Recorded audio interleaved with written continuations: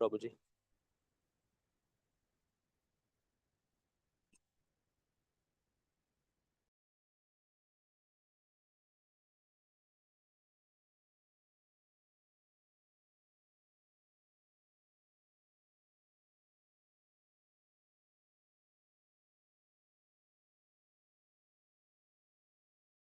Hare Krishna Prabhu, are you able to hear me? Yes, Prabhu. Hare Krishna.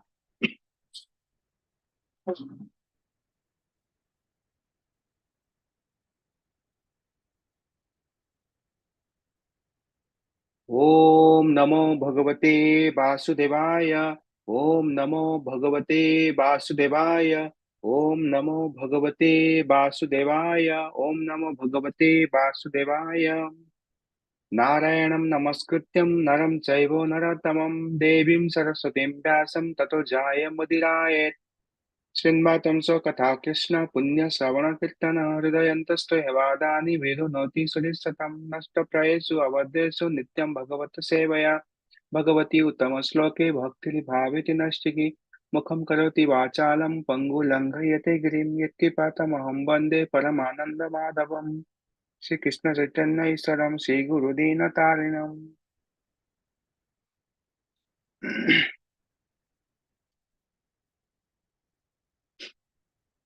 Hare Krishna everyone, thanks for joining today's chapter Srimad Bhagavatam, Canto 4, Chapter 11, and from text 7 to text 10. So I'll start with text 7. Manuruvacha alambasya ati sena tamaha dvarena papana papnam yena punya janayetan avadihi tvam angagasaha.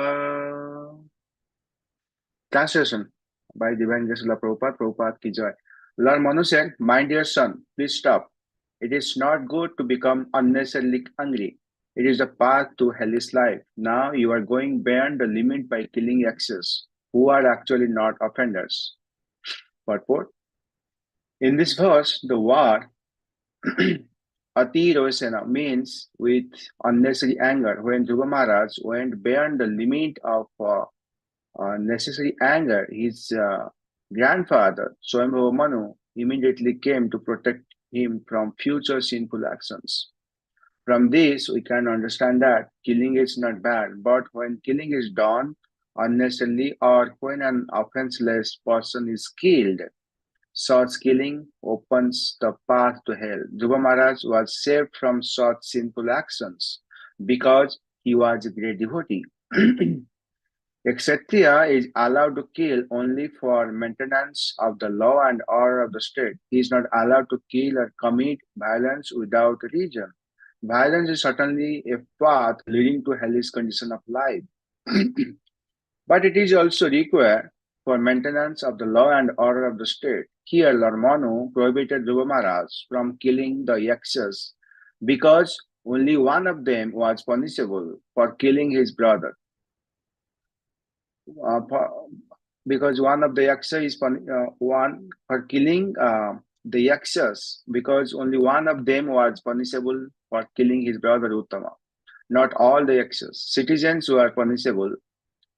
So we find in modern warfare, however, that attacks are made upon innocent citizens who are without fault. According to the law of Manu, such warfare is a most sinful activity. Furthermore, at the present moment, civilized nations are unnecessarily maintaining many slaughterhouses for killing innocent animals. When a nation is attacked by its enemies, the wholesale slaughter of the citizens should be taken as a reaction to their own sinful activities. That is nature's law. Next verse number 8. Nasmat kulochitam tata karmaitat sad bigahitam badhoyad upadevanam arabdhaste krutansam. My dear son, the killing of the sinless yakshas which you have undertaken is not at all approved by authorities. And it does not befit our family, which is supposed to know the laws of religion and irreligion. Next verse number 9. Nanu yakyasa aparadhena prasangad bhavavahataha bhratuhu badha adhitaptena taya anga bhratavassalam. Translation: My dear son, it has been proved that you are very much affectionate toward your brother and are greatly aggrieved at his being killed by the excess. But just consider, for one excess offense, you have killed many others who are innocent. Text number 10. Na Nayamargo hi sadhunam Rushikesano yadatmanam paragruha pasubadhuta vaisasam. Translation: One should not accept the body as the self as does, like the animals, kill the bodies of others. This is especially forbidden by saintly persons who follows the path of devotional service to the Supreme Personality of Godhead. Purport: The words sadhunam, purushikesanubartinam are very significant. Sadhu means a saintly person, but who is saintly person? A saintly person is he who follows the path of rendering service unto the Supreme Personality of Godhead, Rishikesh. In Narada Panchatattva, it is said, Rishikesa Sevam Bhakti Uchyate. The process of rendering favorable service to the Supreme Personality of Godhead with one's senses is called bhakti or devotional service. Therefore, why should a person who is already engaged in the service of the Lord engage himself in the personal sense gratification? Dhruva Maharaj is advised here by Lord Manu that since he is a pure devotee, pure servitor of the Lord, why should he unnecessarily engage, like the animals, in the bodily concept of life? An animal thinks that the body of other animal is his food. Therefore, in the bodily concept of life, one animal attacks another. A human being, especially one who is a devotee of the Lord, should not act like this. A sadhu, a saintly devotee, is not supposed to kill animals unnecessarily. Namo Vishnu Padaya Krishna Prestaya Bhutale Samata Bhakti Vedanta Swami Pinamina Namaste Saraswati Gaudavani Pacharya Vishesha Sunyavadi Pasyada Dastarine. Jai Shri Krishna Chaitanya Prabhu Nityananda Sri Advaita Gadadhara Sivacharya Gaur Bhaktavinda. Hare Krishna Krishna Krishna Hare Hare, Hare Ram Ram Ram Hare. Thanks everyone for joining and giving me the opportunity to speak on this verse of Srimad Bhagavatam. So, in this verse, so we understand the word Ati Rosena means with unnecessary anger. When Dhruva Maharaj went beyond the limits of unnecessary anger, his grandfather Swambhavanu immediately came to protect him from further sinful actions. From this, we can understand that killing is not bad, but when killing is done unnecessarily or when an offenseless person is killed, such killing opens the path to hell. Other killing could lead to heaven. It is mentioned in the second chapter of Bhagavad Gita, but this one could lead to hell when the limit is crossed. So Dhruva Maharaj was saved from such sinful actions because he was a great devotee of the Lord. So another thing we can understand from here. So then the unnecessary and excessive anger lead to one person to the sinful life and hellish life too. So now Dhruva Maharaj was trying to take revenge because his brother Uttama was killed. Although Uttama was some kind of a competitor for Dhruva Maharaj for the throne or the lap of his father. So due to Dhruva Maharaj's affection for his brother Uttama, He killed the Yakshas who has killed his brother. But now he was unnecessarily killing some more Yakshas. And that is the topic of this verse. So we know this is not fair enough. We sometimes say enough is enough. So then same way, the Swayambhu Manu appeared there and mentioned Dhruva Maharaj. Oh boy, Manu said, because Manu is the lawmaker. So we call it also Manu Samhita, right? So for Dhruva Maharaj, he was a family member, grandfather of Dhruva Maharaj. So the father of Dhruva Maharaj is Uttanapad, and the father of Uttanapad is Swayambhu Manu. So you can see, so Swayambhu Manu is the grandfather of Dhruva Maharaj. So Manu is the ruler of the universe. Even though we cannot see Manu, like, for example, we see only politicians ruling the countries, the supreme manager of administrator is Manu Maharaj. So he comes up with the laws for do's and do nots. He is advising his grandson to stop unnecessarily killing others who are not responsible and hence should not be killed. So Manu says, others are not offenders. One person has killed your brother and you have already killed him. So then stop it. Do not become excessively angry.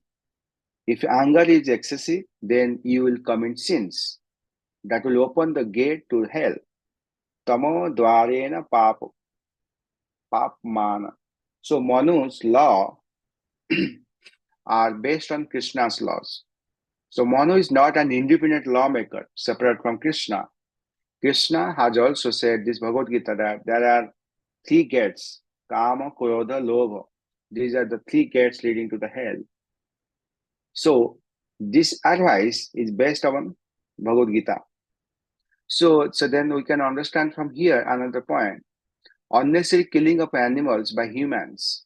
So that is, this is something Prabhupada mentioned. Because of the unnecessary killing of animals by the human beings, and there are lots of slaughterhouse, that is the only cause of the war between the countries. So we all have experience of this. Srila Prabhupada is talking, he was talking about the opportunity to take up the cause of animal slaughter, especially cows. So they cannot speak. Srila Prabhupada is speaking on behalf of the cows, as if the cows are saying, just because you cannot speak, just because you do not have the passport, that doesn't mean we are not citizens. Srila Prabhupada is making this point. Just because you have passport, you claim to be citizens, and the cow do not have passport, means they are not citizens. So they are the innocent animals. Not only innocent, but so useful, so gentle. Even looking at the cow, we feel peaceful. By looking at a buffalo, we may not, right? So looking at a dog, do you feel peaceful? So that's Prabhupada asking. No, this is very special. Just by looking at the cow, just by being with the cow, you feel peaceful. So if you want peace of mind, stay with the cow, be with the cow, or serve the cow. Do not slaughter him. Like, do not slaughter them. So there could be a whole cow mahatmya. So like this is like in Golak and Vrindavan, we see there is many the cows said to be there. So the cow protection is there in the Golak and Vrindavan area. So also in the Shastras it mentioned, if you kill a cow, so the number of hairs are present in the cow's body, one person has to go that much lifetime in the hellish condition, hellish planets. Or I can say that person has to take bath that much time, that is equal to number of hairs in the body of a cow. The body of a cow has like billions of hair. So then that sinful person has to take bath again and again, and he has to suffer after his death in the hellish condition of life. That is mentioned as per the Shastra. So killing a cow is a more sinful activities. So right. So from this one you can understand. So that is also one of the cause the war between the countries. And regarding the anger, because you're talking about the unnecessary killings and angers on these chapters. So there is one more story of Dantavakta, right? so this Kama, Krodha, Lobha are dangerous things. So we know that during Krishna's time on earth, Jai Vijay appeared as the Sisupala and Dantavakta, right? Sisupala was killed in Hastinapur during the Rajasuya Yajna. Then after that, Krishna had gone from Hastinapur to Dwarka. The news of Sisupala's killing has already reached Mathura and Braja, so not far from Santanukund. So then Bahulavan. So Bahulavan in Vrindavan, there is a place called Datiha. It is a place of Dantavakra, right? Dantavakra used to live there. So when Dantavakra heard the news, he becomes furious and decided to kill the killer of Sisupal.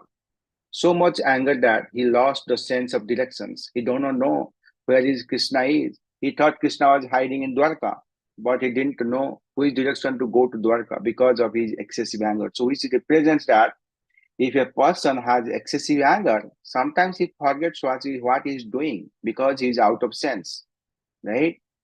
Because if your anger means your mind doesn't work properly. For example, just imagine you are going to the airport to catch the flight, but you had so much hurry, so much anger, something happened, you forgot your boarding pass, you forgot everything. I'm just telling, this is something I'm experiencing and telling this one. But yeah, that's what Prabhupada is mentioned. So this is the story of Dantavakra also. Because of excessive anger, he forgot everything. So that's what is happened. So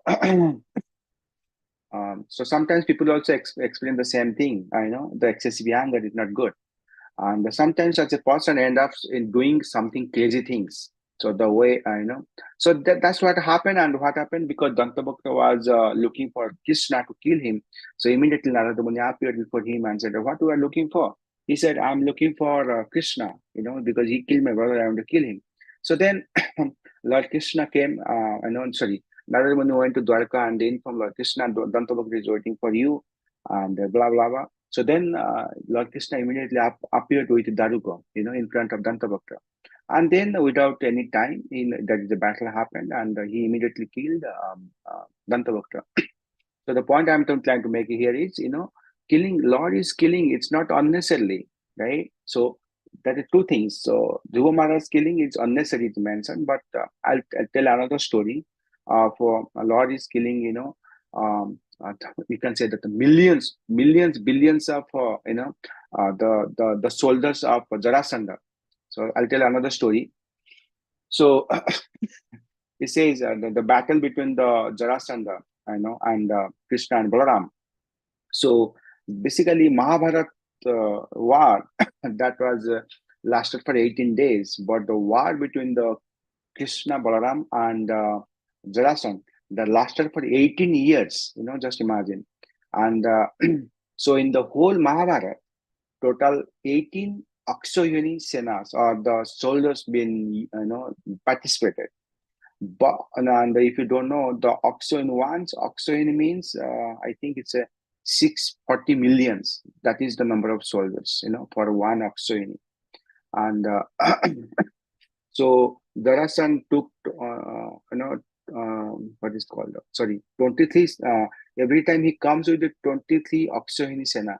23 means to 640 million soldiers. Every time Jarasandha used to approach Lord Krishna to kill him, and so that's what he approached, and he fought with Krishna for 17 times. So we can imagine 17 into 23, so almost 391 Akshayani divisions of army were killed in the battle with Lord Krishna, right? So what you can understand from this thing, so you can understand that does Krishna did anything wrong over here? No, because it was the plan of the Lord to kill, because why Lord Krishna appeared? Earth was in trouble, and so then the mother Earth took a form of a cow, and with some demigods, and she approached to Vaikuntha, or to Lord Vishnu. And then the demigods went to the Lord, and the Lord said, "Yes, it looks like I'll have to appear. You cannot handle the situation." So demigods, or sorts, so much of dharmasya glani is happened, so then I will definitely appear. So Lord Krishna appeared to kill the irreligious and to establish the dharma. That's why here the point I'm making is Krishna exhibited his anger, and there is no limit on anger when Lord becomes angry. So his anger is limitless. So we cannot compare. Lord Krishna killed so many Akshayani Senas of Darasandha. The same way we can kill any numbers. No, that is different. The purpose is different completely, right? So, so to summary, in a summary, what happened in this verses? So Uttama is killed by the celestial being, known as Yaksha. Uttama is the brother of Dhruva Maharaj. And Dhruva Maharaj is very close to his brother, and then he becomes very upset, and then he started fighting with the Yakshas for many days. And so then Dhruva Maharaj's anger continues as he kills the Yakshas, entire population. So then, basically the yakshas we saw, they are not like the ordinary human beings. They are the celestial beings, because the yaksha planet is the higher planet from the earthly planets. So they are the higher beings compared to us. So they are the more advanced in the warfare activities and all compared to the normal human beings. So so on that point we can understand that the yakshas are more powerful than the normal human beings. But Dhruva Maharaj used to fight with them, and so then due to the unnecessary killing and all, so then Swayambhu Manu appeared because the yaksha, only one yaksha killed his Uttama, and if you know because it was being by the arrangement of the Lord, because at the initial time Dhruva Maharaj was planned to, because he could not sit under his father's lap, so he was so angry, and he was in his mind, he was like, two things, like, what is called his brother Uttama has to be killed, and his mother too. So somehow or other, so Uttama was killed, and by searching up his son, so Suruchi also reached there, and she was killed. So that's what happened, and then the fight outbroken over there. And so then Swayambhu Manu, due to unnecessary killing, Swayambhu Manu appeared on the spot, and he advised to Dhruva Maharaj not to kill so many innocent yakshas. And so then after after the following the instruction, and then after the Swayambhu Manu mentioned that he's their family dynasty and all, because they are the ruler of the mankind. If they do not follow the rules and regulations, or what is the religion, what is irreligion, so then that will not be different between the human beings and the Lord Manu, or the Manu. So that's what that is. So that's what it pacifies Dhruva Maharaj, and then Dhruva Maharaj stopped fighting with the yakshas. So so then one point we can make over here is, when you are angry, when you are disturbed, we are not determined. We become determined to be angry. We become determined to be disturbed, but we are not determined to be with Krishna, right? So that's what when you are so much angry, so it is not helpful to us. Okay, we'll just note. I'll stop here. Hare Krishna. Thanks for giving the opportunity to speak on this verse. Hare Krishna. Hare Krishna. Thank you, bro. Hare Krishna, Prabhu. Thank you very much. Hare Krishna. Thank